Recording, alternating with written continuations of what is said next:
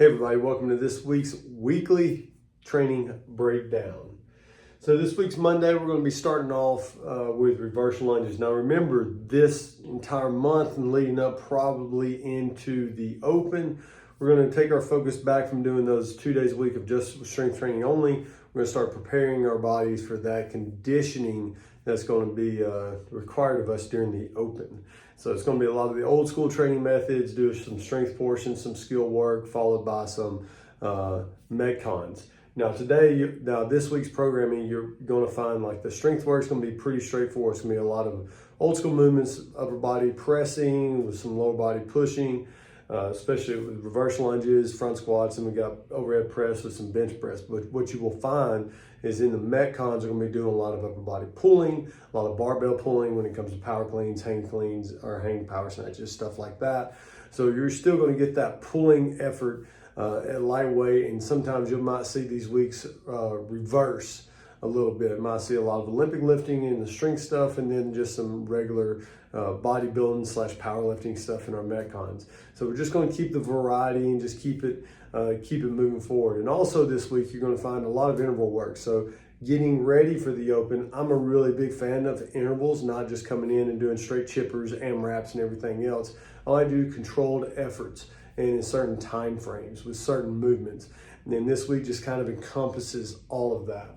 So Monday, we're starting off with some reverse lunges, and then today we're going to be doing some gymnastics only intervals. So we're doing 18, 5 rounds, 18 bar facing burpees, rest 1 minute, and then 15 toes to bar, rest 1 minute. Ideally, it's going to be about 18 to 20 minutes long. Might be some a little bit longer, might be some a little bit faster. Just depends on what you choose for that. But ideally, we want 1 minute of effort. So I know some guys, they might be done in 40 seconds to 50 seconds on the 18 bar facing burpees, or 15, however you want to scale it down. But ideally, if you put in a minute of work, minute of rest, minute of work, minute of rest, it's going to put you at the 20-minute mark for the entire workout. So that's a really good interval. Find your pacing, especially on that high volume burpees, because we can all do like 8 to 12 pretty good, but when you get in those last like 5, 6, 7, 8 reps, that we really start to challenge ourselves and being efficient of standing up quick, getting over that bar, turn around, getting right back down. Tuesday, doing upper body strict press. And then we have an 18-minute EMOM of three sets. So you're starting off minute 1, 18, 15 cal bike. Yes, this is going to put you in that 45 to 55 second range. Then you're going right into max deadlifts at 225 and 155. These can be done as singles, touch and goes. Probably a lot of us are not going to be doing touch and go reps on these, but it just depends on where you're at percentage wise. Ideally, this should probably be between 55 to 7, I'd say 55, 70% of your 1 rep max for a majority of us on that for the deadlifts and that type of volume. Then you got 1 minute of rest, and then you're doing 18, 15 cal row, and then doing that by max thrusters at 95, 65 pounds.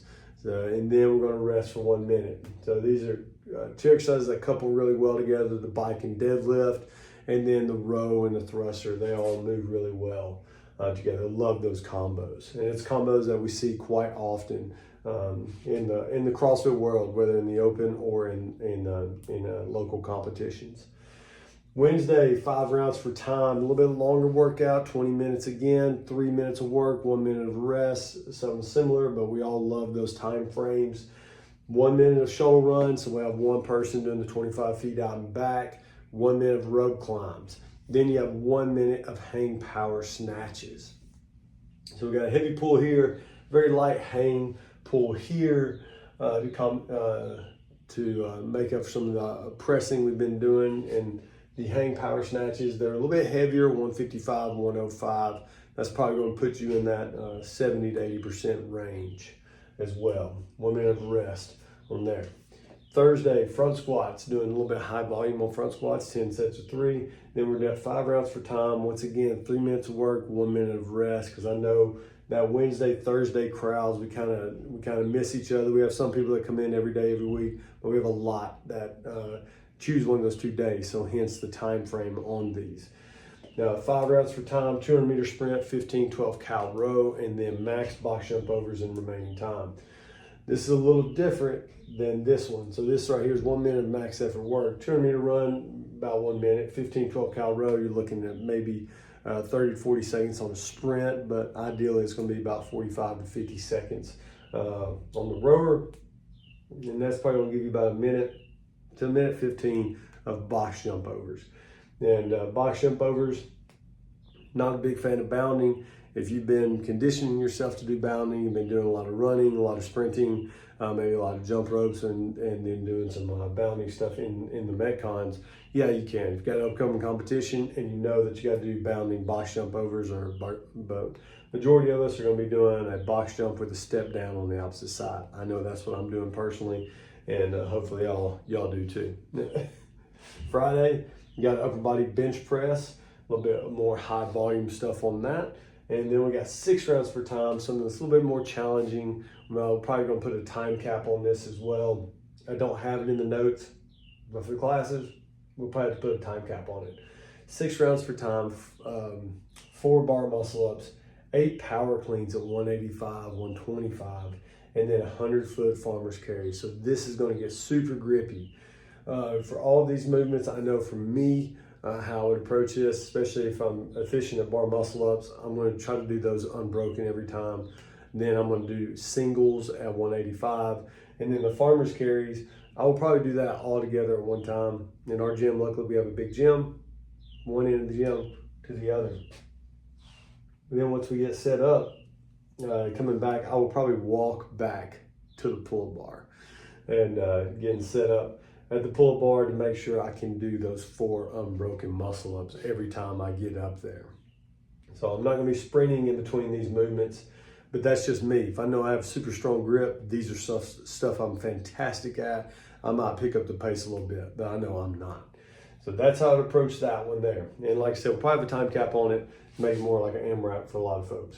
Then Saturday's team day, 100 cal row, 80 wall balls, 60 pull-ups, 40 dumbbell box step overs with 2 dumbbells, and then you got 20 dumbbell devil presses at the same weight. So this is gonna be a fun team workout for this week. This is the entire week, a lot of interval work, a lot of max effort reps. Excuse me, I need to get more sleep. A lot of max effort reps everywhere that you can see on here, but we're slowly building up that volume, and plus this allows us to burn a little bit more calories for these holiday festivities that we're going through.